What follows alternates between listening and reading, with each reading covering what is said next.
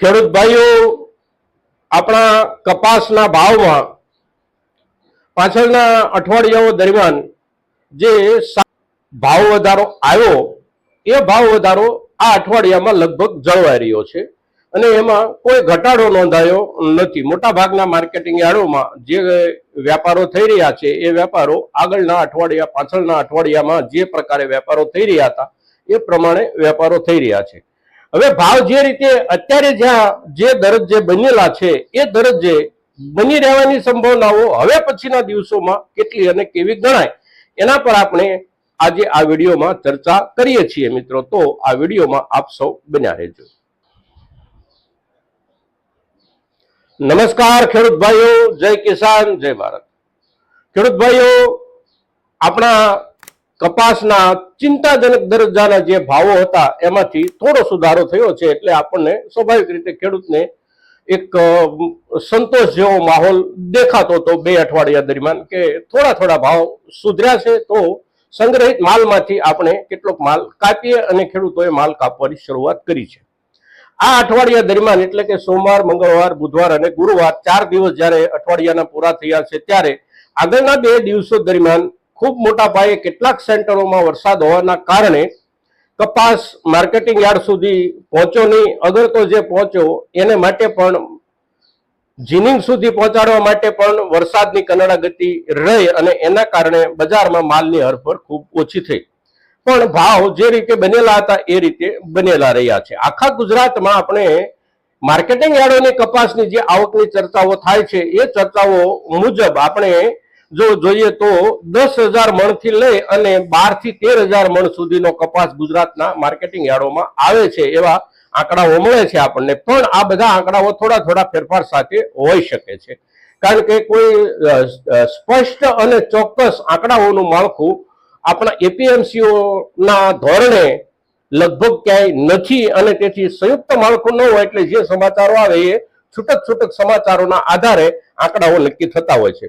પણ આપણે સૌ ખેડૂતો જાણીએ છીએ કે માત્ર 12-15,000 મણ કપાસની આવક આખા ગુજરાતમાં થાય અને ગુજરાતના જીનિંગો ચાલે અગર તો એનો વેપાર વ્યવસ્થિત રીતે બની રહે આવું શક્ય નથી. માલની ખૂબ મોટી જરૂરિયાત હોય છે. એક દિવસમાં 10,000, 12,000 કે 15,000 મણ માલથી ગુજરાતના જીનો ચાલે નહીં.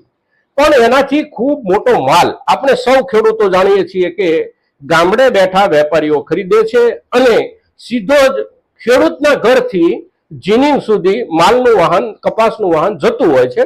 એટલે માર્કેટિંગ યાર્ડમાં જે માલ આવે છે એના કરતા ખૂબ વધારે માલ ખેડૂતના ઘરેથી સીધો જ ઉપાડવામાં આવે છે અને એના જ આધારે જીનિંગો ચાલી રહ્યા છે.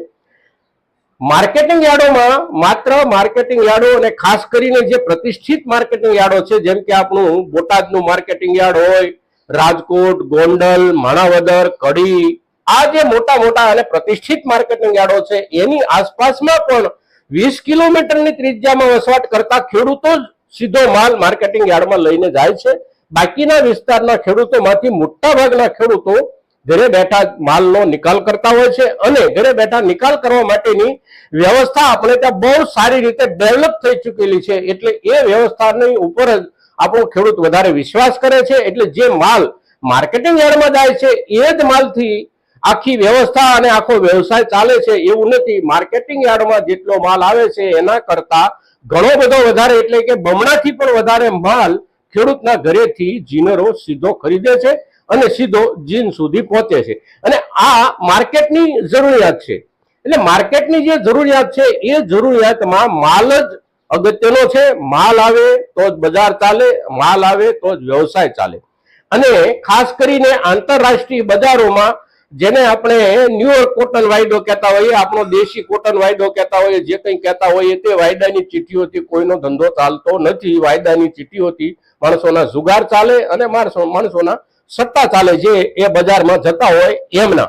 પણ બજારની જે જરૂરિયાત છે એ જરૂરિયાત પ્રમાણે આપણે જોઈએ તો અત્યારે આપણી ખેડૂતોની પાસે માલનો જથ્થો ખૂબ હજી પણ સંગ્રહાયેલો પડ્યો છે. કેટલાક ખેડૂત મિત્રો આપણને કોમેન્ટમાં પણ એવું કહે છે કે હવે ખેડૂતો પાસે માલ નથી એટલે ભાવ વધે છે. હકીકત એ નથી. ખેડૂતો પાસે પૂરતા પ્રમાણમાં માલ છે અને ખેડૂતોનો જે માલ છે એ જ માર્કેટ યાર્ડમાં જાય છે. ખેડૂતોની પાસે જે માલ છે એ જ માલ સીધો જીનિંગમાં જાય છે અને તમામ માલ ખેડૂતોની પાસેથી જ જાય છે. કોઈ વેપારીઓએ માલનો સંગ્રહ કર્યો અને એ સંગ્રહ કરેલા માલના આધારે જીનિંગો ચાલે છે એવું નથી. ખેડૂતોના ઘરેથી જ માલ જાય છે. અને એટલે આપણા જે કોઈ સમૃદ્ધ ખેડૂતો છે 25%, 30% કે 35% ખેડૂતો આપણે ત્યાં આજે એવા છે કે જે 2 વર્ષનો માલ પણ સંગ્રહિત કરી શકે છે. અને એવા ખેડૂતોએ સંગ્રહેલા માલ પર એ ખેડૂતો અત્યારે થોડો જે ભાવ વધારો આવ્યો છે એનો જયારે લાભ લઈ રહ્યા છે ત્યારે આપણા તરફથી જે એવું કહેવામાં આવે કે ખેડૂતો પાસે માલ નથી એ વ્યાજબી નથી. આપણા ખેડૂતોના એક વિશાળ હિસ્સાને વધારાનો લાભ મળી રહ્યો છે અને નવો માલ જ્યાં સુધી નહીં આવે ત્યાં સુધી આ લાભ મળતો રહેશે. સવાલ એ છે કે એકી સાથે માર્કેટની જે જરૂરિયાત છે એ સિઝન દરમિયાન સૌથી વધારે હોય છે. સિઝન એટલે કે નવેમ્બર મહિનાથી લઈ અને એપ્રિલ મે મહિના સુધી કપાસના જીનિંગની સિઝન ગણાય છે અને એ સિઝન દરમિયાન મોટા પાયે માલ જીનમાં આવતો હોય છે અને મોટા પાયે એના પર પ્રોસેસિંગ થતું હોય છે. પણ જૂન મહિનો શરૂ થઈ જાય એટલે મોટા ભાગના જીનોમાં જ્યાં જ્યાં વ્યવસ્થા ન હોય ત્યાં માલની પ્રોસેસિંગ બંધ થઈ જતી હોય છે અને જે જીનિંગોમાં વ્યવસ્થા હોય એ જીનિંગો પૂરતું જીનિંગનું કામકાજ ચાલતું હોય છે. એટલે માલની જરૂરિયાત એકંદર ઘટી જતી હોય છે પણ સામે માલની આવકો પણ ખૂબ ઘટી જતી હોય છે. ખૂબ એટલે સામાન્ય રૂપે આપણે જોઈએ તો સિઝનની શરૂઆતમાં જે માલ આવતો હોય એના કરતા 25% માલ પણ આ સમય દરમિયાન બજારમાં નથી આવતો. એટલે માલની જે જરૂરિયાત છે એ જરૂરિયાતના હિસાબે અત્યારે બજારમાં જે માલ જઈ રહ્યો છે એને બજારને બનાવી રાખ્યું છે અને આ ધોરણે આપણે જો માલ પહોંચાડતા રહીશું, કોઈ પણ પ્રકારની ભાગદોડ વાળા જે સમાચારો આપણા સુધી પહોંચાડવાનો દબાણપૂર્વક પ્રયાસ થઈ રહ્યો છે એ પ્રયાસની ભ્રમજાળમાં ફસાયા વિના માલની જરૂર બજારને છે આ એક વાક્યના આધારે આપણે આપણો માલ ધીમે ધીમે કાઢતા રહીશું તો બજાર બની રહેશે. અત્યારે જે સારા માલના ભાવ 1550 કે 1575 રૂપિયા સુધીના મળી રહ્યા છે એમાં પણ વધારો થવાની શક્યતા છે જો માલની આવકો અત્યારે જે પ્રમાણે છે એ પ્રમાણે બની રહે તો. આજના દિવસોમાં આપણે આ જે વિડીયો કપાસની બજારની અત્યારની સ્થિતિ, માલના જથ્થાની બજાર સુધીની પહોંચ અને પ્રોસેસિંગ યુનિટો જે છે એની જરૂરિયાત અને સમગ્ર ગુજરાતના માલની આવકોનું ચિત્ર આના પર આપણે જે આ વિડીયો બનાવ્યો છે એ વિડીયો ખેડૂતો માટે માહિતીના હિસાબથી ખૂબ અગત્યનો છે એવું સમજી અને મહત્તમ ખેડૂતો સુધી આપણી આ વાત પહોંચે, આપણી આ ચર્ચા પહોંચે એ જવાબદારી આપ સૌની છે અને એ જવાબદારી આપ સૌ નિભાવશો એવી આપની પાસેથી અપેક્ષા સાથે જય કિસાન, જય ભારત.